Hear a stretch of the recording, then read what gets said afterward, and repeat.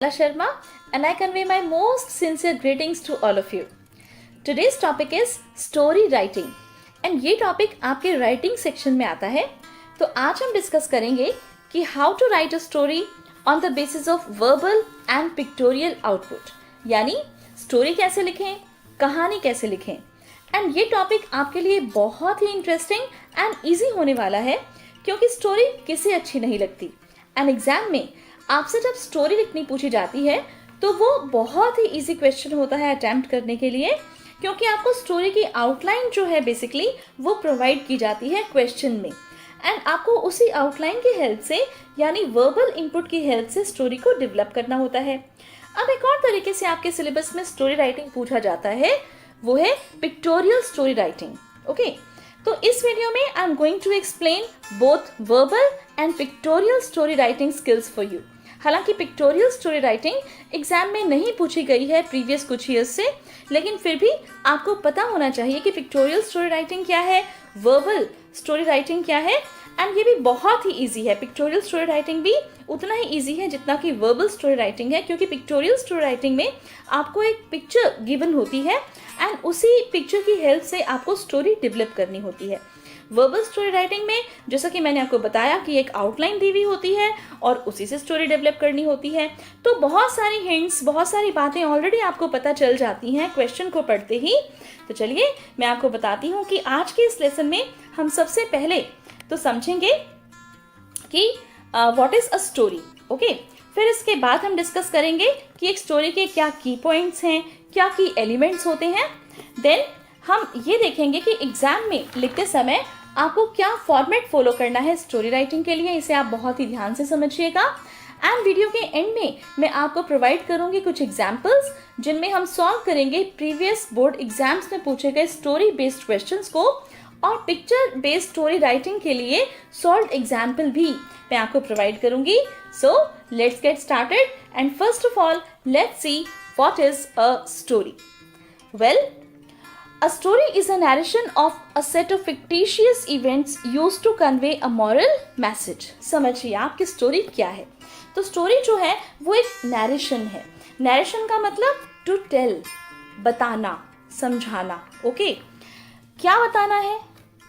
A set of fictitious events. अब ये जो वर्ड फिक्टिशियस है ये फिक्शन से बना है. फिक्शन का मतलब इमेजिनेशन. ओके, तो कल्पना पर आधारित कुछ घटनाएं हैं. ओके, उन्हें आपने बताना है, राइट. और वो जब आप बताते हो, कल्पना पर आधारित घटनाएं जब आप बताते हो किसी को, तो they should you see convey a moral message. एक मॉरल मैसेज निकलना चाहिए, एक नैतिक संदेश उनसे निकलना चाहिए. Means something full of ethics, something full of etiquettes we can say, या कुछ ऐसी चीज़ जिससे रीडर के माइंड पर एक बहुत ही पॉजिटिव सा इम्पैक्ट पड़े, उसे कहते हैं हम मॉरल. तो स्टोरी जो है बेसिकली वो नैरेशन है a set of fictitious events की, जिन्हें यूज़ किया जाता है to convey a moral message to the readers. तो इसमें आपने बेसिकली फिक्टिशियस या इमेजिनेशन बेस्ड काम करना है. आपने अपनी क्रिएटिव थिंकिंग को यूज़ करना है. आपने अपने दिमाग में एक कहानी बनानी है, राइट. हालांकि वो कहानी कुछ उसकी बातें सच्चाई भी हो सकती हैं, रियल लाइफ में भी हो सकती हैं, असलियत भी हो सकती है, लेकिन मोस्ट ऑफ द टाइम हम यही देखते हैं कि कुछ कैरेक्टर्स ऐसे लेते हैं हम जो फिक्टिशियस होते हैं. आपने वैसे भी कोई भी मान लीजिए मूवी देखी हो या कोई भी सीरियल देखा हो तो उसमें ऐसा लिखा आता है ना स्टार्टिंग में कि इस कहानी के सभी पात्र काल्पनिक हैं. तो इस तरह से आपने अपनी इमेजिनेशन यहाँ पर शो करनी होती है, राइट. अब देखिए, इसी के बेसिस पर मीन स्टोरी क्या है, इसी के बेसिस पर हम और ज़्यादा इसको अच्छे से क्लियर करते हैं कि ये वर्क ऑफ फिक्शन है, वर्क ऑफ इमेजिनेशन है, राइट. तो आपने इसके अंदर कल्पना पर काम करना है. ज़्यादा कुछ इसमें रियल चीज़ें लेने की ज़रूरत नहीं है. इसके अंदर इजीली अंडरस्टैंडेबल ग्रामेटिकल स्ट्रक्चर आपने यूज़ करना है, यानी कि बहुत ही आसान सी जो ग्रामर है उसे यूज़ करना है. बहुत ही simple and short and crisp आपने अपनी बातों को रखना है, सेंटेंसेस को बनाना है. एक नेचुरल फ्लो ऑफ स्पीच होना चाहिए आपकी स्टोरी के अंदर.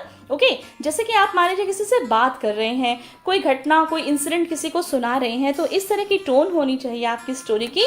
It should be direct and it should be brief, बिल्कुल डायरेक्ट आपने सब बातें बतानी है, जो भी इंसिडेंट है, जो भी हैपनिंग है, जैसे जो हुआ है बिल्कुल डायरेक्टली बताना, ज़्यादा घुमा फिरा के नहीं बताना, बहुत ही ब्रीफ रखना है आपने अपनी स्टोरी को। नहीं तो आप ये सोचिए कि आपकी स्टोरी जो है वो काफ़ी बोरिंग हो जाएगी अगर लंबी हो जाएगी तो। और वैसे भी स्टोरी राइटिंग के क्वेश्चन में एक वर्ड लिमिट होती है स्पेसिफिक, आपने उसको फॉलो करना होता है। तो आपको इसे काफ़ी डायरेक्टली बताना है, अपनी बातों को ब्रीफ में एक्सप्लेन करना है। And there should be no difficult words and no difficult grammatical structures in your story.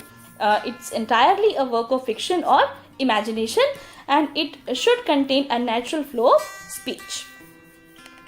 Now, let's see what are the key points or what are the key elements which we find in a story. सबसे पहले तो है title. अब जो title है आपका वो आपने डिराइव करना है.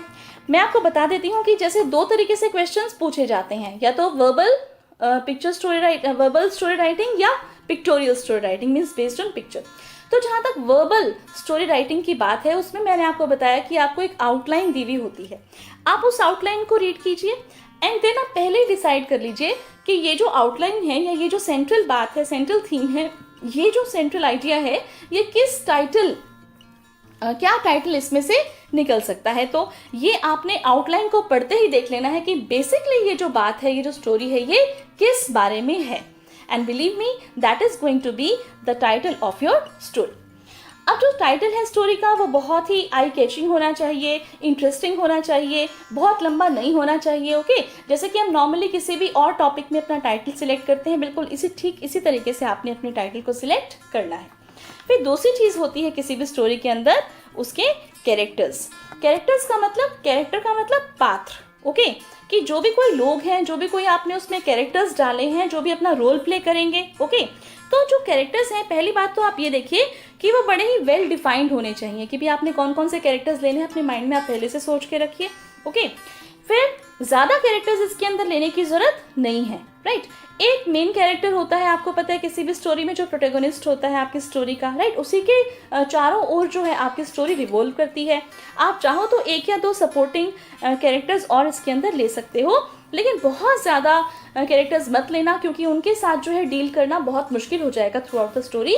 और जो कोई कैरेक्टर हम इसके अंदर लें उसके साथ हम वेल जस्टिफिकेशन करें. ओके, वो वेल जस्टिफाइड होने चाहिए, वेल डिफाइंड होने चाहिए, बहुत ही लॉजिकली उनका रोल हमने स्टोरी के अंदर लेना है. राइट, फिर इसके बाद जो है नेक्स्ट वो हम लेंगे अपना सेटिंग. ओके, अब सेटिंग क्या है? सेटिंग जो है वो है डिस्क्रिप्शन ऑफ द सीन, यानी कि स्टोरी जो है आपकी वो कहाँ पर लोकेट, उसकी लोकेशन क्या है. ओके, और जैसे मान लीजिए कहाँ पर वो जो स्टोरी है वो घटित हो रही है, डेवलप हो रही है, क्या माहौल है वहाँ का. तो एक तरह से आपको रीडर के माइंड में एक सीन क्रिएट करना होता है, एक लोकेशन के हिसाब से आपने अपनी स्टोरी को बनाना, एक सेटिंग करनी है. ओके, फिर आपका आता है बहुत ही इंपॉर्टेंट कॉन्सेप्ट प्लॉट का. अब ये जो प्लॉट है ये दरअसल आपकी मेन स्टोरी ही होती है. ओके, वैसे प्लॉट का मतलब होता है sequence of events and actions. Okay, कि जो भी आपकी घटनाएं हैं ओके वो एक फिक्स्ड क्रम में होनी चाहिए, एक फिक्स्ड सीक्वेंस में होनी चाहिए. There should be a logical sequence of plot. Okay, there should be a logical sequence of your events और एक्शंस. राइट, अब ये क्या है, लॉजिकल सीक्वेंस क्या है किसी भी प्लॉट का या एक्शन का? दरअसल ये जो प्लॉट है ये आपकी स्टोरी लाइन होता है. ओके, स्टोरी लाइन का क्या मतलब है कि पहले क्या हुआ, फिर उसके बाद क्या हुआ एंड फाइनली क्या हुआ. वैसे आपने सुना होगा कि सबसे पहली जो मान लीजिए गाइडलाइंस थी जिस तरह से स्टोरी राइटिंग के हिसाब से, वो एरिस्टोटल ने अपनी बुक पोएटिक्स में दी थी. राइट, तो उसी के हिसाब से मैं आपको बताती हूँ कि आज तक भी स्टोरी राइटिंग में हम डायरेक्टली इनडायरेक्टली उन्हीं सब नॉर्म्स को फॉलो करते आ रहे हैं जो एरिस्टोटल ने हमें प्रोवाइड किए थे. तो इसमें क्या होता है प्लॉट में, आप देखिए कि जैसे स्टार्टिंग आप कैसे करोगे किसी भी स्टोरी की, क्या स्टोरी लाइन डेवलप करोगे कि स्टार्टिंग में जैसे मान लीजिए सब कुछ बहुत ही अच्छा चल रहा है, स्मूथ एकदम लाइफ बहुत अच्छा सा. ठीक है, फिर उसके बाद एकदम से कोई प्रॉब्लम आ जाती है, फिर वो जो टेंशन है, वो जो प्रॉब्लम है वो बिल्कुल पीक पर पहुंच जाती है, बहुत ज़्यादा बढ़ जाती है प्रॉब्लम. फिर जो आपकी स्टोरी का जो मेन कैरेक्टर है वो कोशिश करता है उस प्रॉब्लम के सॉल्यूशन को ढूंढने की एंड उसे वो सॉल्यूशन मिल जाता है. और ये जो सॉल्यूशन है ये ढूंढते समय आप उसके कैरेक्टर को बिल्डअप कर रहे हो. ओके, दिखा रहे हो कि भी किस तरह से उसने एफर्ट्स किए इस प्रॉब्लम का सॉल्यूशन ढूंढने के लिए. और फिर उसके बाद प्रॉब्लम का सॉल्यूशन होने के बाद आप अपनी स्टोरी को एक बहुत ही प्यारा सा मॉरल देते हुए, एंड कर देते हो। तो इस तरह से आपका जो प्लॉट है वो बड़ा ही clearly means clarity of plot यहाँ पर दिखाई देगी कि स्टार्टिंग कैसे की, फिर आपने कैसे क्लाइमैक्स प्रोवाइड किया एंड फाइनली आपने उसको कैसे कंक्लूड किया। तो एक वेल स्ट्रक्चर्ड प्लॉट आपका इस तरह से डेवलप हो जाएगा। इस पर मैंने ज़्यादा टाइम स्पेंड किया है एक्सप्लेन करने के लिए, क्योंकि प्लॉट जो है it is you see the spirit of your story, ये स्टोरी की आत्मा है, राइट। और यहाँ पर सबका जो रोल है, मेन कैरेक्टर का भी, प्लॉट का, सेटिंग का, इसमें थीम भी निकल के आता है, साथ में कॉन्फ्लिक्ट निकल के आता है। तो ये सब कुछ जो है वो प्लॉट के अंदर ही दिया हुआ होता है। तो इसलिए प्लॉट का आपने बिल्कुल अच्छे से अपने माइंड में स्टोरी लिखने से पहले ही ध्यान कर लेना है कि आपने अपनी स्टोरी की लाइन क्या रखनी है, कैसे उसे डेवलप करना है। फिर आता है कॉन्फ्लिक्ट। अब कॉन्फ्लिक्ट का मतलब क्या है, मैंने आपको बताया था कि जैसे मान लीजिए कोई प्रॉब्लम अराइज हो जाती है, ओके, सब कुछ अच्छा चलते हुए फिर प्रॉब्लम आ जाती है, कोई टेंशन आ जाती है, और ये जो कॉन्फ्लिक्ट है actually it makes your story interesting, right. तो इस तरह से एक सरप्राइज मिलता है, जैसे मान लीजिए रीडर्स को कि भी अरे ये एकदम से क्या हुआ, ओके। तो एक सरप्राइज एलिमेंट ऐड करता है कॉन्फ्लिक्ट। अब लास्ट में मैंने यहाँ पर लिया है आपके लिए थीम, क्योंकि किसी भी स्टोरी का एक पर्टिकुलर थीम होता है जो कि उसका सेंट्रल आइडिया होता है, एंड ये स्टोरी को बिल्ड करने में बहुत ही मदद करता है। आपने एक स्पेसिफिक थीम रखना है अपनी स्टोरी का। तो title, character, setting, plot, conflict and theme, ये सभी आपके की एलिमेंट्स हैं। अब इनको जैसे मान लीजिए लिखते समय आपने कौन कौन सी बातें ध्यान में रखनी है, what you have to keep in mind is always use past tense, okay. तो try to use past tense. Past tense में आप अपनी कहानी लिखिए, क्योंकि जो भी कोई बात आप बता रहे हो वो हो चुकी है, राइट। हम वैसे भी आपको पता है जनरली कैसे स्टार्ट करते हैं स्टोरी ना, वंस अपॉन अ टाइम, है ना, they are use to be, इस तरह से। फिर frame the story keeping in mind the central character. आपने सेंट्रल कैरेक्टर को भूल नहीं जाना है। जो मेन कैरेक्टर है आपका उसे आपने हर टाइम ध्यान में रखना है, चाहे सब कुछ ठीक चल रहा है तो भी, चाहे प्रॉब्लम आई है तो भी, चाहे प्रॉब्लम को सॉल्व कर रहे हो तो भी। फिर जो कॉन्सिक्वेंसेस हैं स्टोरी के वो बहुत ही क्लियर होने चाहिए, ओके, कि भी फाइनली एंड में क्या हुआ। और आपकी स्टोरी के अंदर एक मॉरल ज़रूर होना चाहिए ताकि रीडर्स के ऊपर बहुत ही पॉजिटिव इम्पैक्ट पड़े। अब आप देखिए क्या स्टेप्स रहेंगे आपकी स्टोरी राइटिंग के। वैसे तो मैंने आपको प्लॉट में सब कुछ डिस्क्राइब कर ही दिया है, लेकिन यहाँ पर मैंने आपको राइटिंग में भी एक स्लाइड प्रोवाइड की है स्टेप्स ऑफ स्टोरी राइटिंग के हिसाब से, आपके प्लॉट के डेवलपमेंट के हिसाब से। तो start the story in an interesting manner which attracts the readers, then develop the characters in the story through meaningful dialogues, use the setting and context to develop the mood and atmosphere, and finally build up to a climax and find a resolution to the conflict, thus ending the story appropriately. In this way you have to keep in mind all the steps of story writing. अब हम आ जाते हैं एक बहुत ही important हमारे step पर, and that is the format of story writing. तो format जो है ये आपने बहुत ही ध्यान से समझना है। क्यों? क्योंकि दरअसल तो आपने जो एग्जाम में है फॉर्मेट ही एक फॉलो करना है स्टोरी को लिखते समय, एंड आपको पता है कि फॉर्मेट की भी जो है वो अलग से मार्क्स होते हैं। तो फॉर्मेट जो है स्टोरी राइटिंग का वो बहुत ईजी है। सबसे पहली चीज़ आपने फॉर्मेट में क्या करनी होती है, अगर मैं आपसे अभी पूछूं तो आपको ध्यान आ ही गया होगा, यस, टाइटल। आपने टाइटल लिखना है अपनी स्टोरी का। तो keep the title of your story eye catching, make sure that your story revolves around the title only. मैंने आपको बताया था कि आप पहले डिसाइड कर लीजिए, ओके, कि आपने किस टाइटल के ऊपर स्टोरी लिखनी है। आउटलाइन पढ़ते आपके माइंड में टाइटल आ जाना चाहिए और आपने अपनी स्टोरी को उसी के अराउंड रखना है। फिर स्टार्टिंग का जो पैराग्राफ है, इंट्रो पैरा, वो आप कैसे बनाएंगे। The beginning of the story catches the utmost attention of the reader, so make sure you use a catchy line while introducing a story. You can also take help from the lines provided in the question paper and make a story out of it. For instance, you can use the phrases like once upon a time there used to be. Okay, तो इस तरह की phrases आप use कर सकते हो। आपको story की आउटलाइन तो पेपर में दी हुई है, राइट, तो वहाँ से भी आप अपनी स्टोरी को स्टार्ट कर सकते हो। It should be interesting.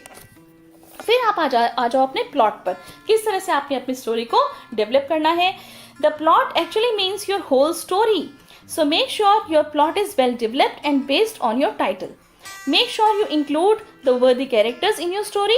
The characters must be included in such a way that they enhance and give meaning to your story. And finally आपने देना है अपना conclusion. The best way to conclude your story is to end it with a moral, right?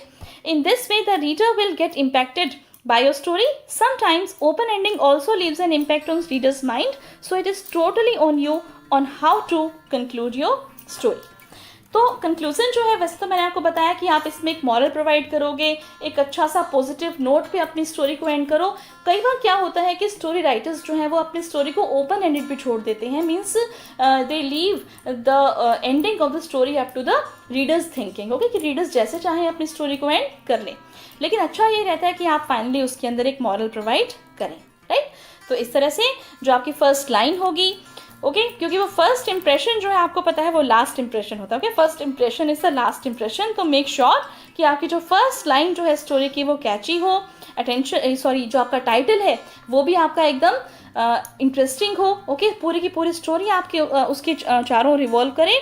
Try to keep your story short and crisp, okay, क्योंकि ज़्यादा लंबी हो जाएगी तो वो बोरिंग हो जाएगी।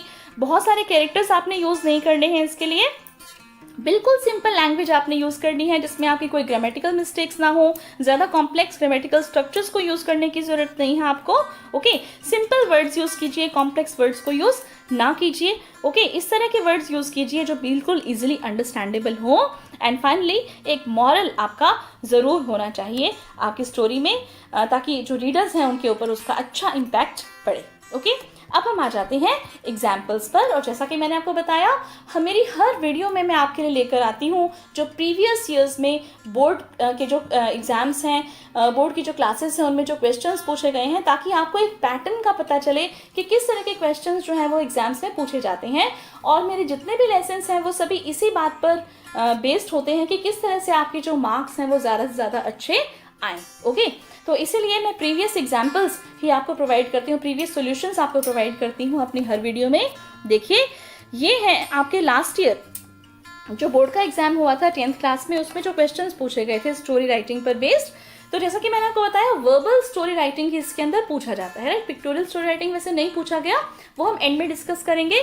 तो वर्बल जो है ये स्टोरी एक डेवलप करनी थी आपने। ये आउटलाइंस यहाँ पर गिवन है, देखिए, develop a story with the given outlines. देखिए ये आपके क्वेश्चन का स्ट्रक्चर है बेटा, इस तरह से क्वेश्चन आपको पेपर के अंदर मिलेगा।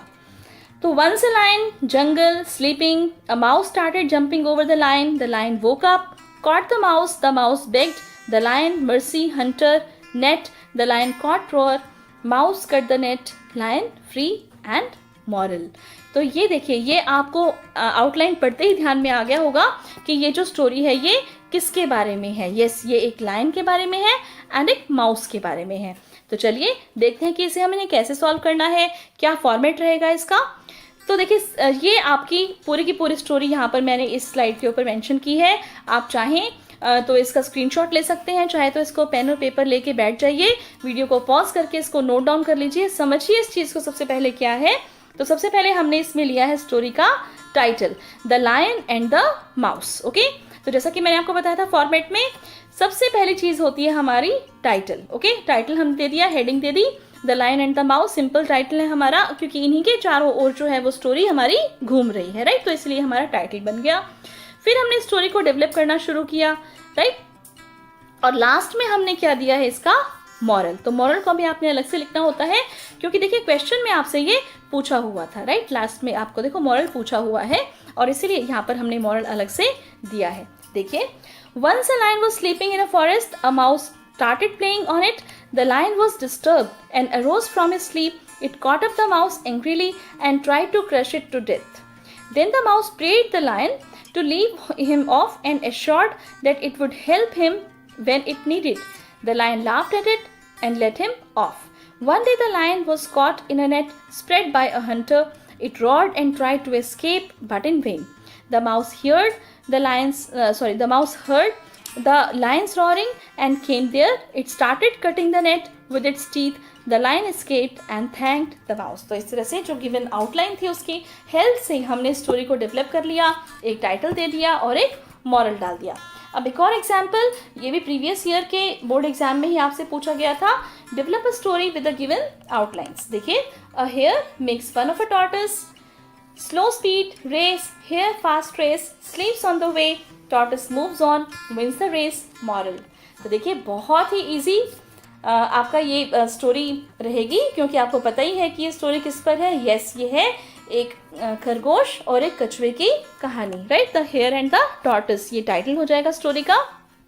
किसने नहीं सुनी है कहानी, सभी ने सुनी है, राइट। लायन और माउस वाली कहानी किसने नहीं सुनी थी, सभी ने सुनी थी, राइट। इसीलिए मैंने आपसे कहा था कि ये जो क्वेश्चन है ये बहुत ही इजी होने वाला है। और साथ में देखिए कितनी अच्छी बात है कि आपको एग्जामिनर ने आउटलाइंस भी दे रखी है, राइट। और इन्हीं आउटलाइंस की हेल्प से आपने अपनी स्टोरी को डेवलप करना है, और वो भी ऐसी स्टोरी को जो आपने सुन रखी है अगर डेवलप करना हो तो ये बहुत ईजी हो जाता है। आप इसकी जितनी ज़्यादा प्रैक्टिस करके जाओगे पेपर में उतना ही आपके लिए अच्छा रहेगा, क्योंकि उससे आपकी ग्रामेटिकल मिस्टेक्स या स्पेलिंग मिस्टेक्स नहीं होंगी, राइट। और वैसे भी आप अगर प्रीवियस ईयर्स के जो सभी पेपर्स हैं एक बार उठा के देख लोगे तो आपको पता चलेगा कि एक ऐसा पैटर्न है कि भी किस तरह से जो स्टोरीज हैं वही स्टोरीज, उसी तरह की स्टोरीज ओके बार बार पूछी गई हैं। तो आप अगर उन सभी स्टोरीज को अच्छे से रीड कर लोगे तो आपके लिए बहुत ईजी हो जाएगा। मॉरल्स को आप मेमोराइज भी कर सकते हो या मॉरल आप उसमें से डिराइव भी कर सकते हो, राइट। तो देखिए स्टोरी को। Once a hare was very proud of his speed. He always made fun of a tortoise and his slow speed. The hare challenged him to run a race with him. Okay. It accepted the challenge one day. They fixed the top of a distant hill as the winning post. The hare ran as fast as he could. Before long, he was out of sight. The tortoise could not run so fast, but it moved on very steadily. After some time, it saw the hare sleeping under the shade of a tree. It was dead tired, but it did not stop to take any rest. The hare woke up after some time. He began to run very fast. Soon he reached the winning post, but he was greatly ashamed to see the tortoise already sitting there. And who does not know the moral of the story? Slow and steady wins the race. Right? अब हम देख लेते हैं pictorial story writing. वैसे तो मैंने आपको बताया था एग्जाम्स में ये काफ़ी सालों से नहीं पूछा गया है, ओके। लेकिन क्या होता है पिक्चर स्टोरी राइटिंग या पिक्चर बेस्ड स्टोरी राइटिंग? तो आप देखिए स्क्रीन पर, अगर आपसे कभी ये कहा जाए कि भी पिक्चर स्टोरी राइटिंग लिखो तो उसमें क्या होगा?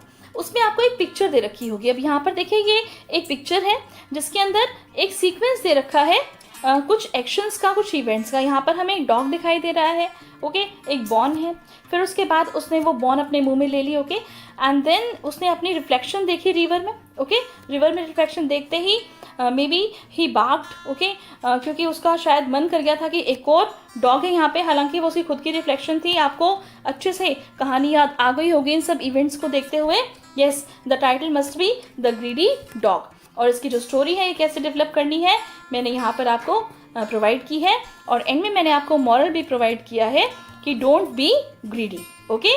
तो यह ग्रीड इज कर्स, आप अपने हिसाब से मॉरल लिख सकते हो, और ये सारी स्टोरी जो है आप यहाँ से मेंशन कर सकते हो, नोट डाउन कर सकते हो। तो इस तरह से आपका एक बहुत ही इंटरेस्टिंग और बहुत ही इजी टॉपिक मैंने कवर अप किया इस लेसन के अंदर।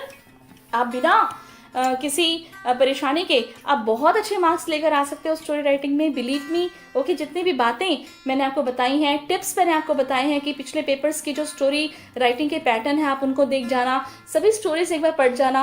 देखिए बेसिकली क्या है कि मॉरल वाली स्टोरीज पूछी जाती हैं एग्जाम में, ओके। तो जैसे हमने पंचतंत्र की स्टोरीज पढ़ी हैं, राइट, तो पंचतंत्र में सभी स्टोरीज में एक मॉरल होता है, राइट, एक मैसेज होता है। यूनियन इज स्ट्रेंथ के हिसाब से आपने पढ़ा, slow and steady wins the race के हिसाब से आपने पढ़ा। और जैसे मान लीजिए इस तरह से बहुत ही अच्छी स्टोरीज हैं जो और इम्पॉर्टेंट स्टोरीज हैं, इंटरेस्टिंग स्टोरीज हैं जो कि एग्जाम में बार बार पूछी जाती हैं। और इस तरह से तो आपने आउटलाइन का तो ध्यान रखना ही है, एक टाइटल सबसे अच्छा प्रोवाइड करना है। हम रिवाइज कर लेते हैं एक बार, लेट्स रिवाइज कि सबसे पहले जो है स्टोरी के अंदर एक टाइटल रखेंगे आप अपना प्लॉट डेवलप करेंगे, एक स्टोरी लाइन डेवलप करेंगे, उसमें आपने अपने कैरेक्टर्स को डालना है, उनको डेवलप करना है। जो आपका सेंट्रल कैरेक्टर है, मेन कैरेक्टर है, उसे डेवलप करना है। फाइनली आपने एक मॉरल जो है वो लिखना है अपनी स्टोरी का, अलग से एक मॉरल जो है वो प्रोवाइड करना है आपने अपनी स्टोरी का, ताकि रीडर्स के ऊपर बहुत ही अच्छा सा इम्पैक्ट इसका पड़े। So with this we end today's video. Thanks a lot for watching. Thank you so much.